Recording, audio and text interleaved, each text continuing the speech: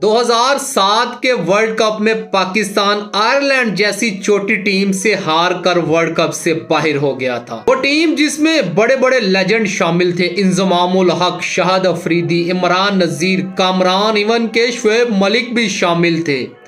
इतने बड़े बड़े प्लेयर्स शामिल होने के बावजूद पाकिस्तान क्रिकेट टीम अपने पहले 2 मैच हार कर वर्ल्ड कप से बाहर हो गई थी। और अगले ही रोज पाकिस्तान क्रिकेट टीम के कोच बॉब वुडमर अपने कमरे में मुर्दा पाए गए। पाकिस्तानी शायकीन ने बहुत ही गमो गुस्से का इजहार किया कि प्लेयर्स के पुतले भी जलाए गए। 1992 के वर्ल्ड कप जीतने वाले लेजेंड इंजमामुल हक का जो करियर था वो भी एक भयानक तरीके से खत्म हुआ। 2007 का वर्ल्ड कप अजीब ही हुआ था। पाकिस्तान ही नहीं बल्कि भारत भी बांग्लादेश जैसी छोटी टीम से हार कर वर्ल्ड कप से बाहर हो गया था। ये वहाद वर्ल्ड